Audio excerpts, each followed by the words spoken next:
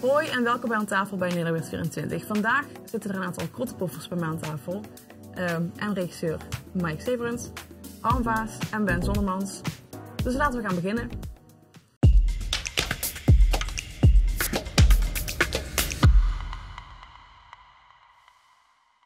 Nou, welkom mannen bij mij aan tafel vandaag. Dankjewel. Zouden jullie één voor één willen voorstellen? Misschien beginnen bij Mike. Mijn naam is Mike Severens, ik ben 30 jaar oud. Ik kom uit Heerlen, mooie zuiden. En ik ben regisseur bij de Krottenpoffers dit jaar voor hun productie.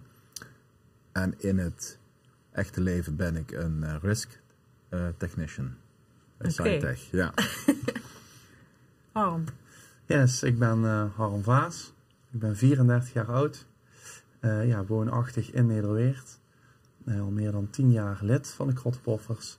En in het dagelijks leven ben ik leerkracht in het speciaal onderwijs. En Ben? Ja, ik ben Ben Zonnemans. Ik ben ook al een aantal jaren lid van de Krottenpoffers. Ik ben nu pensionaris en dat is het eigenlijk. Oké. Dan heb ik om af te trappen per persoon 2 korte vragen. Die mogen jullie gewoon kort beantwoorden. Beginnen we met Mike. Born of Heerlen? Heerlen. Ja? Ja. En waarom? Ik denk omdat de Schouwburg 7 minuten wandelen van mijn huis ligt. Oh ja, nou dat Dus dat...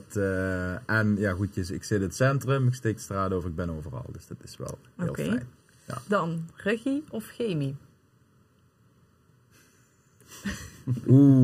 Dat is een hele moeilijke vraag. Explosieve vraag. Explosieve...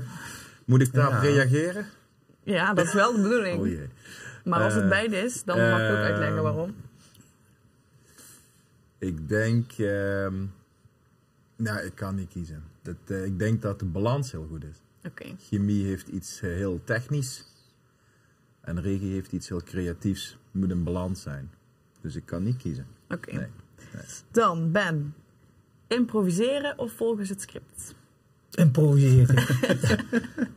Want dat schiet er zo uit en daar kan ik eigenlijk weinig aan doen. En dan de bende van Jan de Lichter of Lodewijk niet Kisten?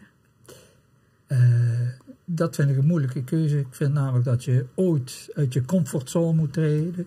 En dan doe je dat als vereniging met een productie waar nog wat haken en ogen aan zijn. De bende van Jan de Lichter. Van de andere kant Lodewijk niet Kisten. Ja, blij spelen. Dat heeft toch voor mij wel mijn voorkeur. Dus, Oké. Ja. Dan Harm. De klaslokaal of de bühne?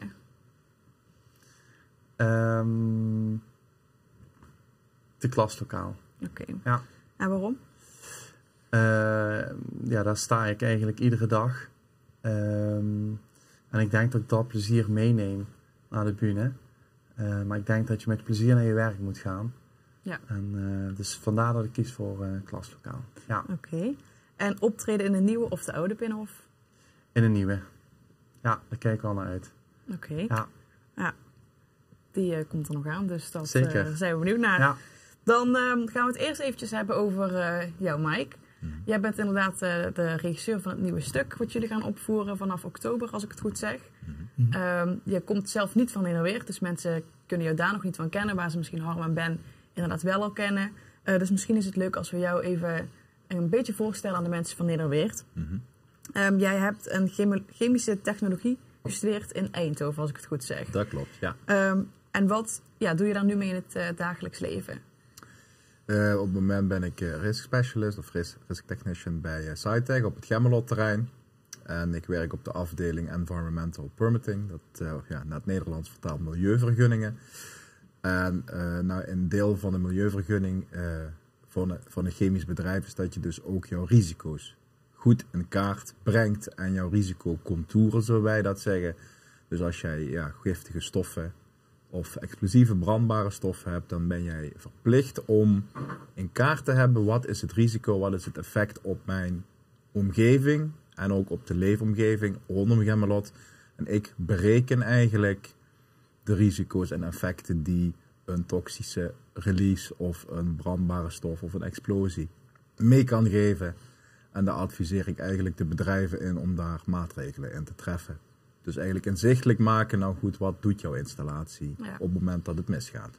Dus ik ben er altijd als het misgaat. Ja. Dat moet ik, ja. En hoe combineer je dan zoiets met zoiets creatiefs als regie eigenlijk? Hoe combineer je dat? Het is, nou wat ik zeg, het is de balans. Dus vooral rekenen, dan ben je met de cijfers bezig, exact bezig. Dan is het vak in milieuvergunningen niet altijd zwart-wit, omdat je ook met de wet zit en het is net hoe je hem interpreteert. Maar het is wel gewoon een exact beroep. Ja. En in de creatieve wereld hoef je niet zo je binnen de lijntjes te houden, want wanneer klopt het? Dat heeft niemand bepaald wanneer iets klopt. Nee. Dus ook met regisseren, als ik zeg, nou, ik wil die scène via manier A gespeeld hebben, kan een andere regisseur zeggen, nou, ik wil het via manier B. Maar niemand zegt wat klopt. Uiteindelijk is het publiek moet het leuk hebben. En dat is denk ik met creatief zijn, er zijn geen regeltjes eigenlijk. Nee. En hoe ben je daar dan bij gekomen uiteindelijk bij regie? Dat riep ik al vanaf ik 8 jaar ben. Ja? Dat ik regisseur wilde worden. ja, toen wilde ik naar de filmschool gaan. En ik ben eigenlijk sinds kleins af aan gefascineerd door verhalen, door films, door boeken. En ik denk, ik wil ook verhalen vertellen aan een publiek, aan een groot publiek. Maar als je 8 of puber bent, dan denk je dat je Steven Spielberg kan gaan worden. En dan kom je er opeens achter, zo makkelijk is dat toch allemaal niet. Nee. En wat ga je dan kiezen? Dan kies je toch een stukje zekerheid. En als dan toch blijkt dat je ook goed bent in exacte vakken, dan ga je toch een beetje zoeken, wat kan ik doen waar ik een toekomst mee kan opbouwen. Ja. En dan ben ik in mijn studie dan in aanraking gekomen via het Huis van de Kunsten in Roermond om een regiecursus te doen voor het amateurtoneel. Want dat heb ik wel altijd actief gedaan. En toen dacht ik, en nu moet je de kans grijpen. Nu bestaat die cursus er en nu moet je de kans gaan grijpen. Ja. En vanaf toen ben je ook meer gaan regisseren specifiek op toneel. Ja. En nu ben je dus regisseur bij de Krottepoffers voor het nieuwe stuk. Mm-hmm. Hoe ben jij bij de Krottepoffers terechtgekomen? Dat is eigenlijk heel eenvoudig, omdat ik regisseerde in Halen, bij Roermond. En toen is schijnbaar het bestuur naar een regisseur gaan zoeken. En hebben ze wat verenigingen rondgebeld of ze iemand wisten die dat kon doen. En heeft eigenlijk Halen mijn naam bij de Krottepoffers neergelegd. En toen heeft Jos mij gebeld, de secretaris. En eigenlijk vrij snel met Koos, de voormalig voorzitter, in gesprek gegaan bij Van der Valk in Urmond. In Urmond, ja. Dus Jos die werk is Sittard, dus dat was dan nog vrij... en Van der Valk ligt eigenlijk pal naast mijn werk. En toen hebben we daar drankje gedaan en dat was eigenlijk... toen klikte het en volgens mij nog geen week later kreeg ik een telefoontje dat het goed was, dat ik komend jaar zou komen. Ja. En was het toen al duidelijk dat jullie dit stuk gingen spelen? Nee, toen was het nog niet duidelijk welk stuk we gingen spelen. En hoe zijn jullie daar toen tot gekomen? Koos gaf mij de bezetting door, wat je aan mannen en vrouwen hebt. Ja. En dan moet je ongeveer gaan kijken, wat bieden de uitgeverijen in die bezetting ongeveer aan stukken. En dan vooral aan blijspelen. Nou, in dit geval zitten er meer vrouwen dan mannen in de cast. En uit ervaring, waarom weet ik niet, blijkt gewoon dat het gewoon lastig is. Dat hoe meer vrouwen je hebt in je cast, je hebt wel veel stukken, maar de kwaliteit van de stukken laat soms de wensen over. En toen dacht ik, maar dit stuk is wel heel leuk om te doen. Ja. Heeft iets. Vanwege het thema, gaan we het zo over hebben, denk ik. Maar ik denk, dus toen heb ik het script aangeboden. En dat is goedgekeurd door de leescommissie. Ja. En zo zijn we bij dit stuk gekomen. Ja. Oké. En was het voor jou eventjes wennen om in Nederweert met de Krottepoffers aan de slag te gaan? Dialect is toch wel wezenlijk anders. We verstaan elkaar heel goed. Maar ik weet nog de eerste workshops dat ik af en toe woorden eruit smeet. En dat mensen zeiden, wat zeg je nou? Dus ik weet nog heel goed met Els.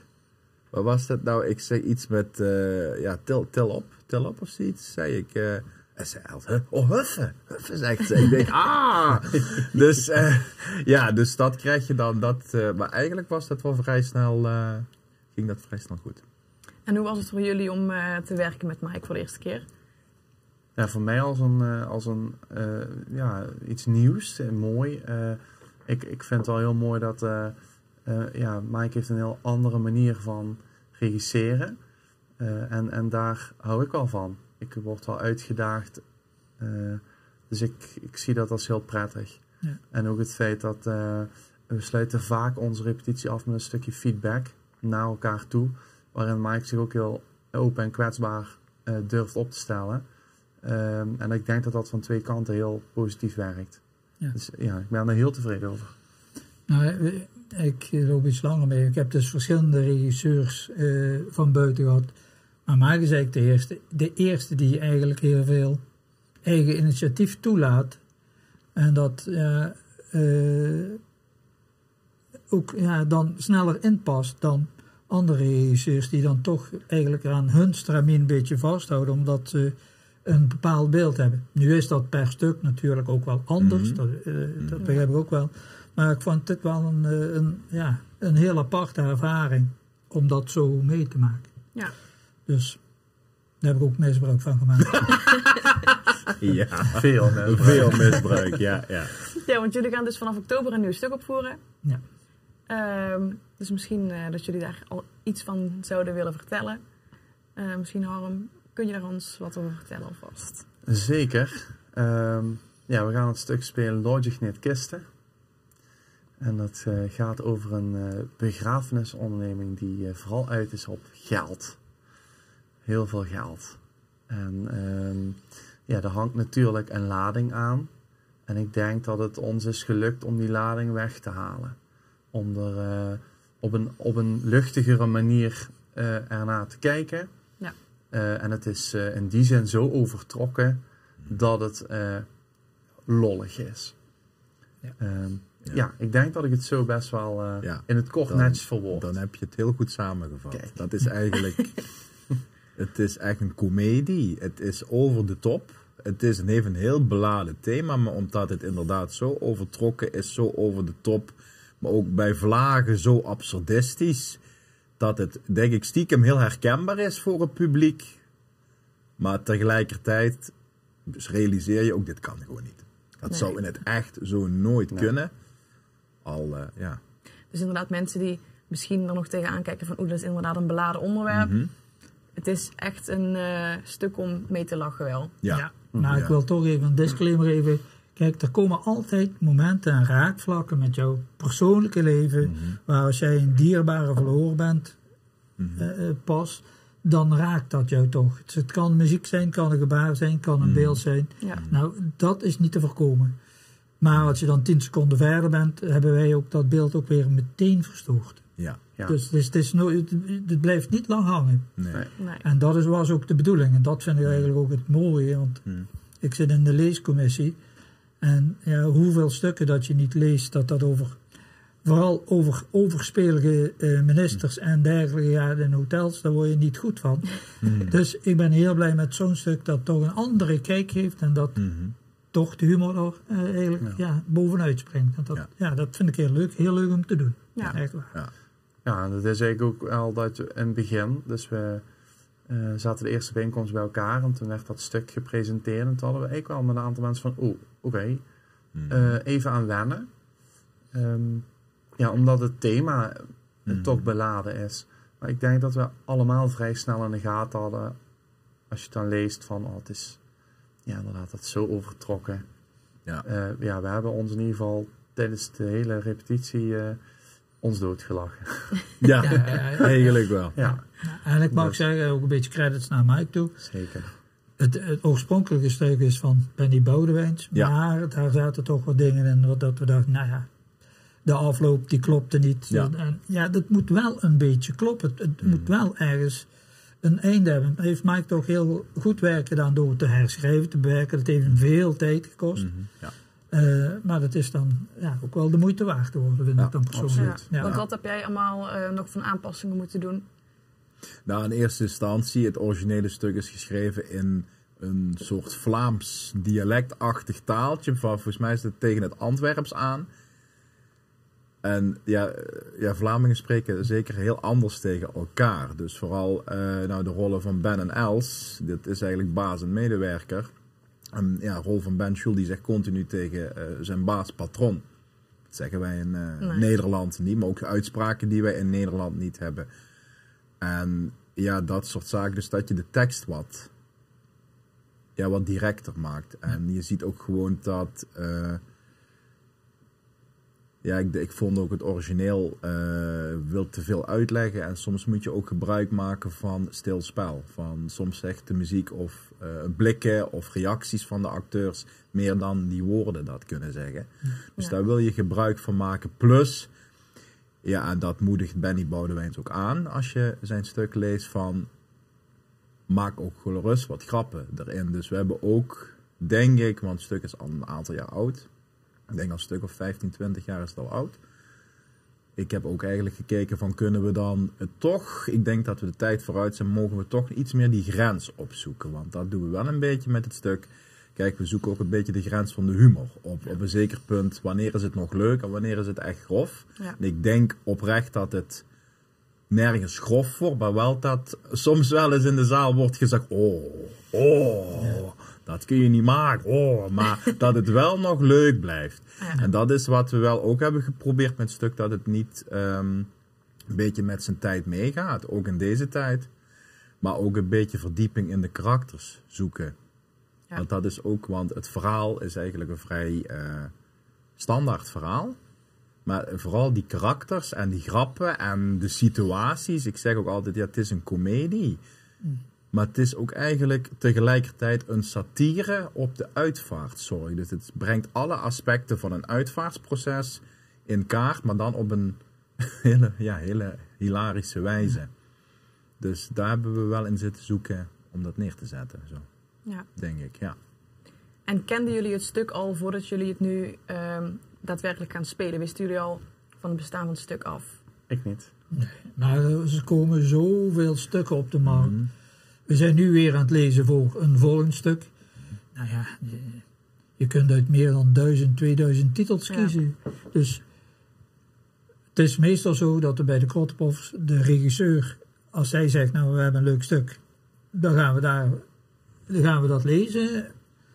En al heeft de leescommissie dan twijfel aan. En de regisseur zegt, ja, ik zie dat zitten, dan krijgt hij zijn fiat. Want dat is het. En de regisseur, die heeft daar een beeld bij. En als hij dat ziet, kan hij dat ook overbrengen op de spelers. Zo werkt dat nu eenmaal. En dan moet jij als speler je dan aan de rol aanpassen. Ja. Nou, dat over het algemeen gaat dat ook. Want de spelers moeten groeien in de rol. En de regisseur moet groeien naar de groep toe. Nou, dat moet een wisselwerking zijn. En ik denk dat dat bij dit stuk en bij deze groep en met deze regisseur weer prima gelukt is. Ja.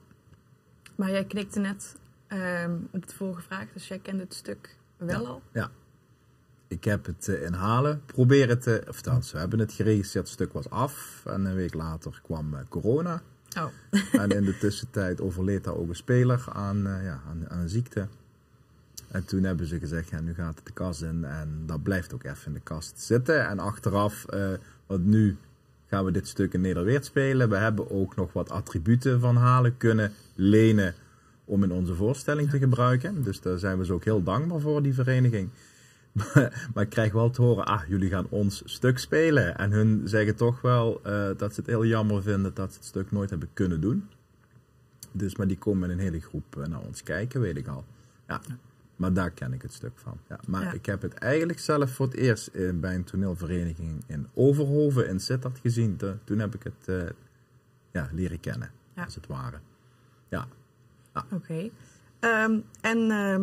Ben en Harm spelen natuurlijk mee in het stuk. Zouden jullie ons iets kunnen vertellen over jullie rol in het stuk? Zonder te veel weg te geven natuurlijk, maar... Dan kan ik het beste beginnen, kan Harm daar later op inspelen. Ja. Nou, ik ben... de onbeholpen knecht van mevrouw Kirchhoffs. En ik moet eigenlijk de lijken verzorgen.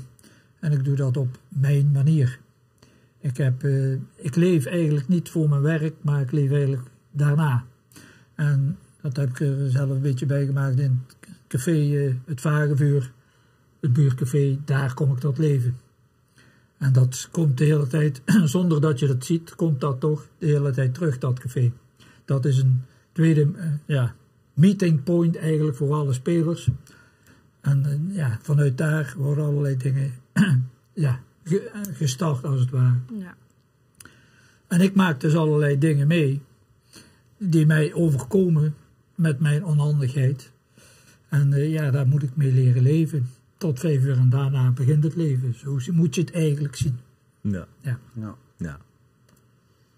Ik heb een wat moeilijkere rol. Moeilijk om uit te leggen. Want ik ga niet te veel prijs geven natuurlijk. Nee. Maar ik ben lijk.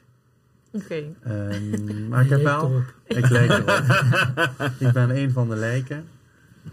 En dan zou je denken, een lijk heeft geen tekst. Maar ik heb een van de meeste teksten. Misschien wel het meeste weet ik Ik niet. denk samen met Els de meeste aanzetten. Ja. En hoe dat kan, ja...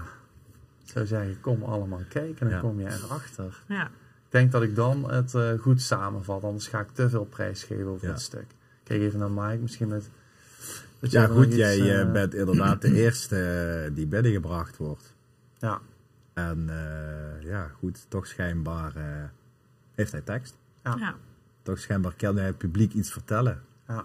Maar wat en hoe, dat is denk ik wel leuk om te ervaren. Ja, Dan moeten de mensen echt komen zien. En je komt ook achter waarom ik onder andere binnen ben gebracht.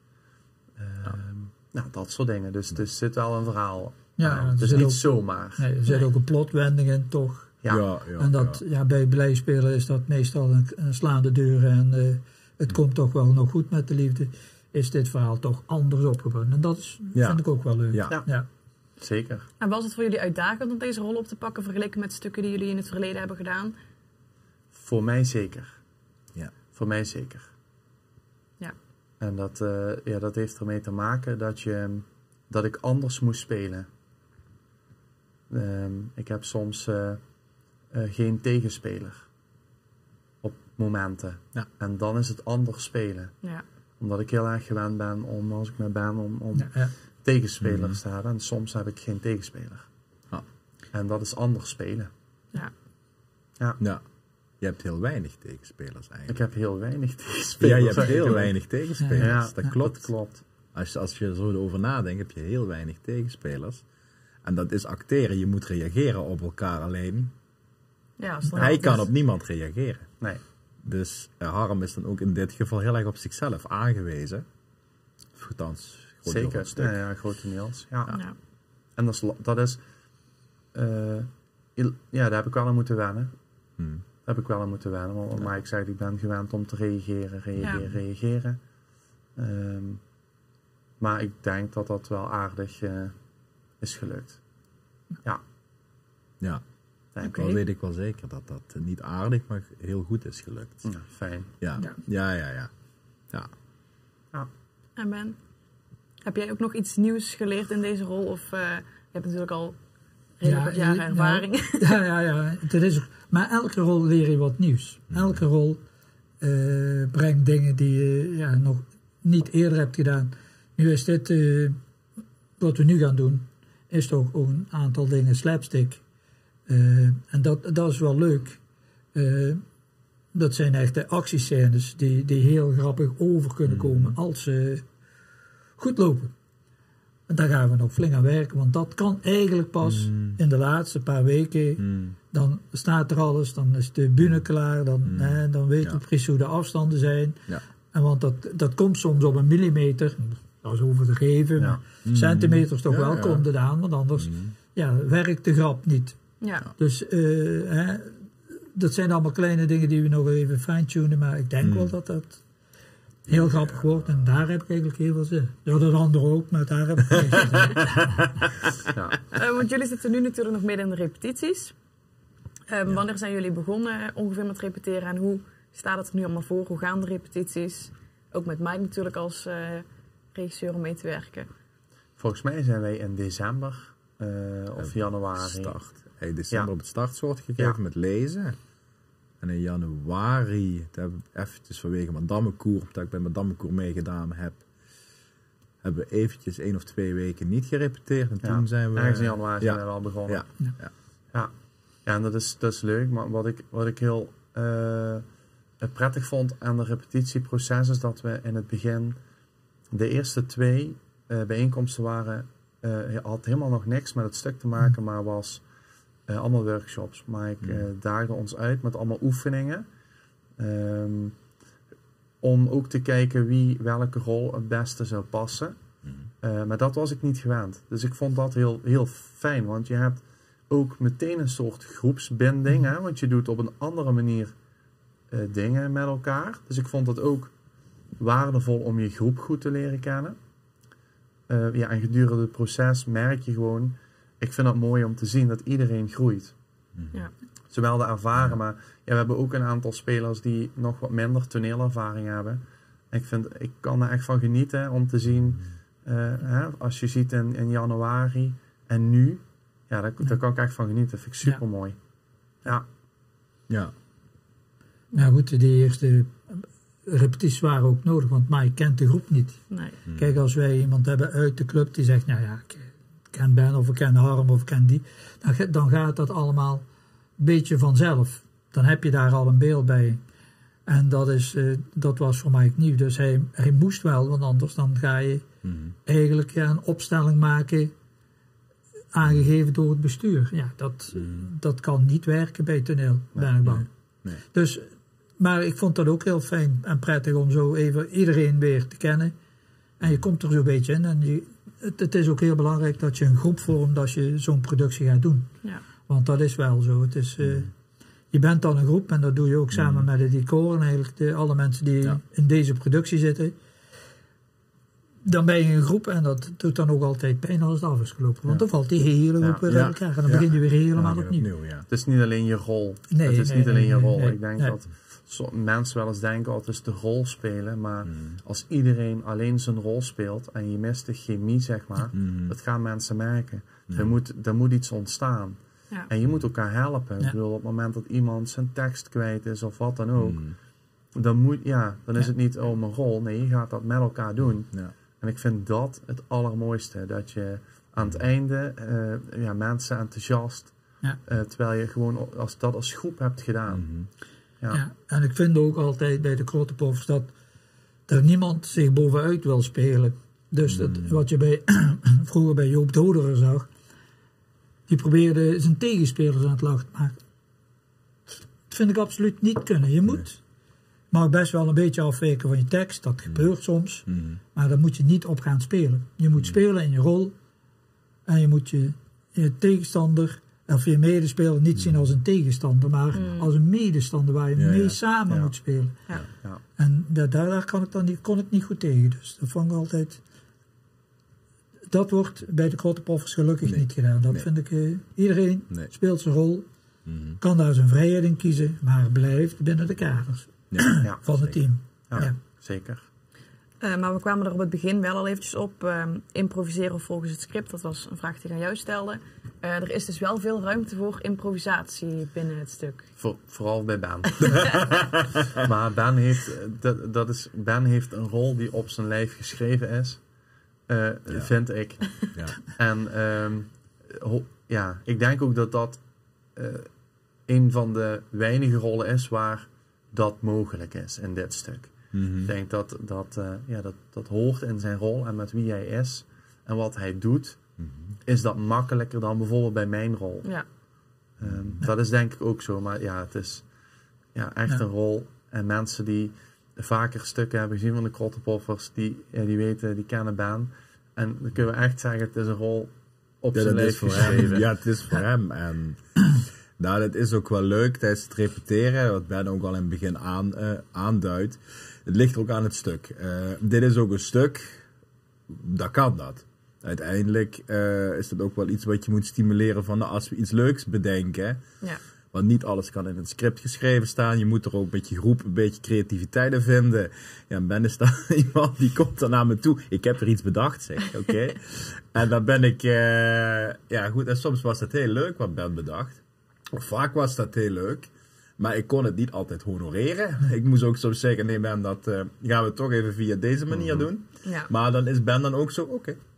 Dat is goed. Ja. En, maar ik weet wel dat Jos eens een keer de secretaris erbij zat die zegt, oh Ben, een regisseur die jouw ideeën honoreert.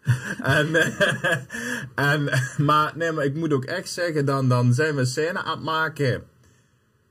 En soms het uitproberen. We hebben een slapstick. Ja, Ben zegt dat we hebben slapstick erin zitten. Slapstick is heel lastig. Dan moet je een beetje toch voor in de wieg gelegd zijn. Kijk even naar Ben, daar is die voor in de wieg gelegd. En een slapstick is gewoon echt heel lastig. En dan ga je toch echt zoeken wat werkt niet. En dan is het altijd leuk als dan iemand ook gewoon creatief meedoet. Van, oh, laten we dit doen, laten we dat. Zeg, ja, probeer. Probeer maar. En dan kwamen toch zoveel hele verrassende dingen uit. Ik denk, ja, dat kun je thuis op papier niet bedenken. Dat moet je gewoon doen. En dat maakt het zo leuk. Dus ik heb zoiets, ja, laat maar. Ja. Laat maar gebeuren. Was dat wel wennen voor jou? Was dat wennen voor mij? Nee, dat was niet wennen voor mij. Mijn eigen toneelvereniging, ik zit bij 2 toneelverenigingen als lid. Maar bij Blitz uit Buchten, ja, daar improviseerden we ook de boel, zetten we echt de boel op stelte soms. Dus, maar daar zijn we wel een beetje van teruggekomen. Want het kan ook te veel worden. Ja. Tot wat Ben zegt, dat je buiten de kaders van het stuk gaat vallen. Ja, dan is het gewoon ook niet meer leuk. Dus ook, Joop Doderer noemt Ben al. Maar ik vond het bijvoorbeeld John Lanting in zijn latere werken. Denk ik, hij valt echt buiten de kaders van het stuk. Althans in zijn registraties. En dat is dan jammer, want dan ben je eruit. Ja. Het is ook wel zo, vind ik, in een komedie of een klucht. Men zegt dan altijd, nou, het verhaal is ondergeschikt. Daar ben ik het niet 100% mee eens. Je moet het publiek toch meenemen. Want op het moment dat het publiek zoiets heeft, dit is toneel, zijn ze weg. Ja. Zijn ze echt weg. Ja. En zijn er al tijdens jullie repetities dingen voorgevallen? Of ergens waar jullie tegenaan zijn gelopen? Een paar leuke verhalen misschien, die jullie kunnen delen? Ben en ik zijn nogal intiem geweest, denk ik. Ja. Mensen moeten dat maar gaan zien. Ja. Maar dat heeft regelmatig tot hilariteit onder ons in ieder geval gezorgd. Ja, je komt heel levelijk bij elkaar uit. Hè? Want ik ben de verzorger.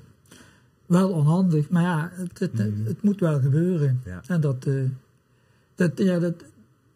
dat maakt dat de scènes erg komisch worden. Zeker als je het gaat uitproberen. Ja. En dan gaat ook wel eens wat mis. Dat is ook wel komisch. Ja. Maar dat gebeurt op de repetitie. En dat is eigenlijk niet nauwelijks te verwoorden. Kijk, ze doen dat met bloopers. Ja, en als een echte blooper, dat komt dan 1 keer. Maar je kunt ook zien als een blooper geregisseerd is. Dan is hij niet grappig. Nee, dus dat komt gewoon. Sorry. Maar het is moeilijk te vertellen hoe dat werkt. Vind ik altijd. En als je het vertelt, dan kijkt de andere jou zo mee waar gaan. Is dat nou grappig? Ja, dat was grappig. Dat was toen heel grappig. Ja, het is ook wel zo. De krottenpoffers zijn niet heel bekrompen, moet ik zeggen. Totaal niet. Dus als je dan zoiets zegt van, goh, laten we dat doen.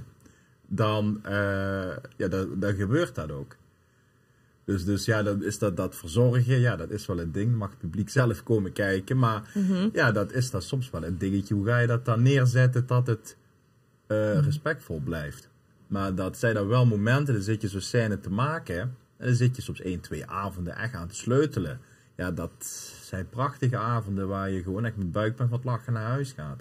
Dat je denkt, wat wij toch, als nou hier iemand extern zou zitten...